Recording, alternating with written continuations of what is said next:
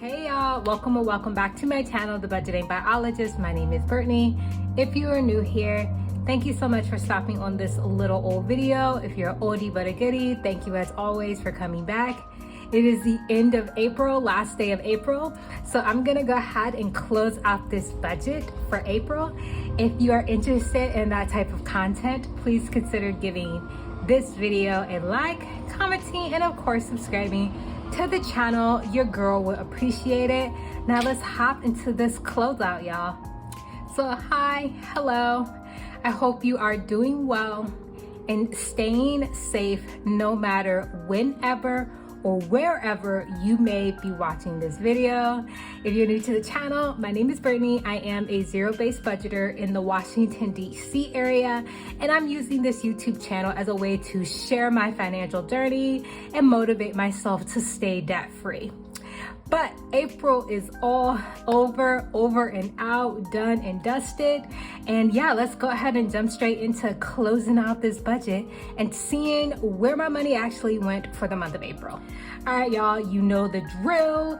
I like to start off with my income. I am a salary-based employee at both of my jobs. At my main job, I do get paid on a semi-monthly basis. And at my teaching job, I get paid on a bi-weekly basis. So at my main job, I budgeted I was gonna get paid $2,365 for both of my paychecks. I got paid $2,365.27, so for both of those paychecks. And then for my teaching job, I budgeted to get paid $160. Actually got paid $162.13 for both of my paychecks, which means my actual income for the month was $5,054.80. And this income, of course, is reflective of all those deductions. What is it? 401k, taxes, blah, blah, blah. So this is our take-home pay for the month of April. So moving on to savings and investing. So for the month of April, I budgeted to put $1,300 towards my personal savings account. That is what I actually did. And I am in the midst of planning a wedding, which I do plan on sharing in like a separate series on my channel. So this category and how much I'm gonna be putting into it is gonna be changing over the next couple months, you know, as we start to plan this wedding. I did put $583 in my Roth IRA. I have a Roth IRA with a company called Wealthfront. It's like a robo-advisor company. And yeah, I've had really great progress with them, and I put $583 in there.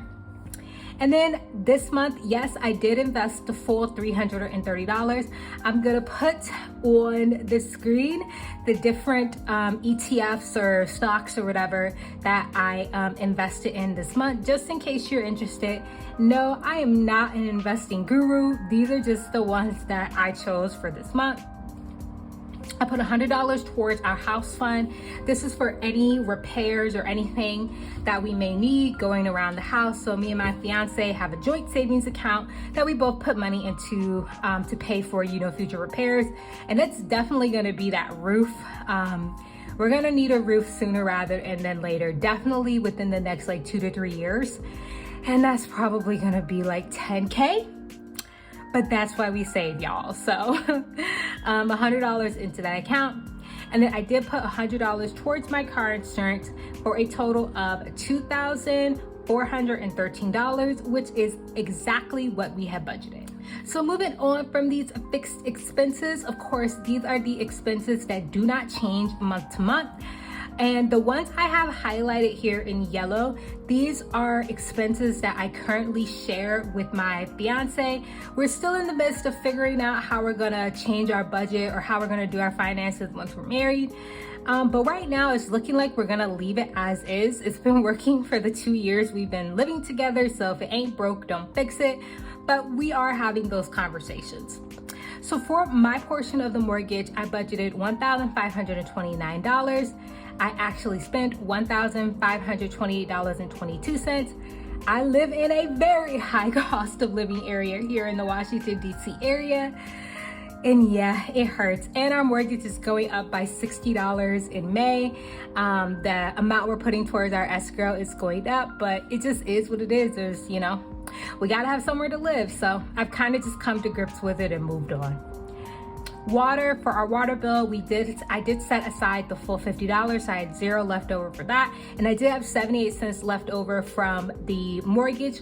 And any of the money that you see left over for our joint expenses, that just stays in that checking account that we share together. And it's just been building up over time, and we pay for other things with that money. Our dog's food, random things we may need around the house get paid out of that kind of overflow money.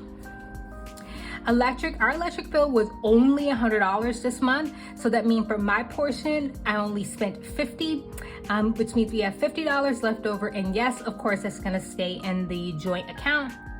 Internet, we budgeted $60 for my portion. I paid $55.15, and which means I have left over $4.85. And we are probably gonna reduce our internet plan.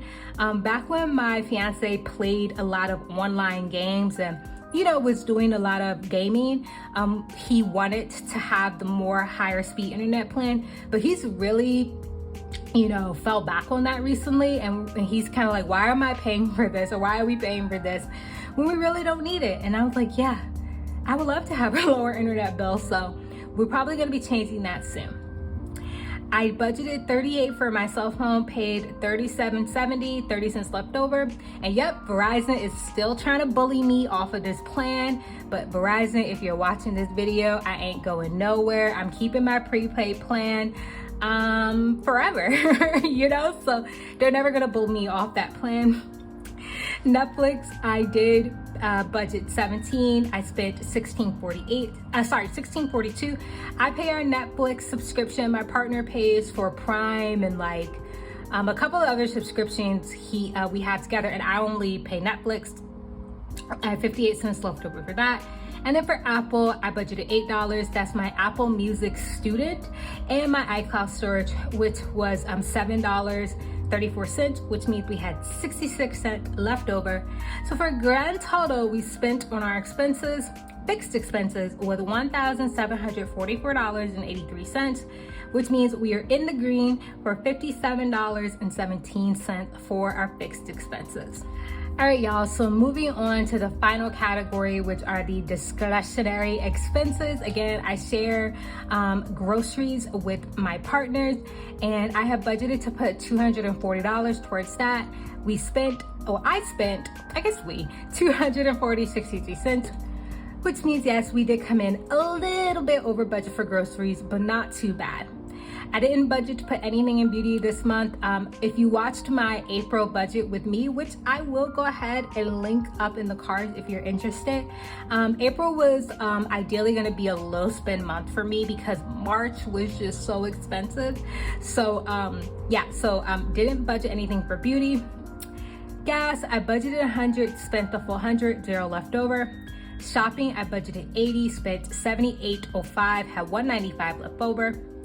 Fun, I budgeted $100, and I spent $102.97, which means I had $297. There should be a 7 there. There we go. I had $297 left over from. I spent over for fun. I'm actually very proud of that because fun and entertainment is a category that I routinely spend way too much money in.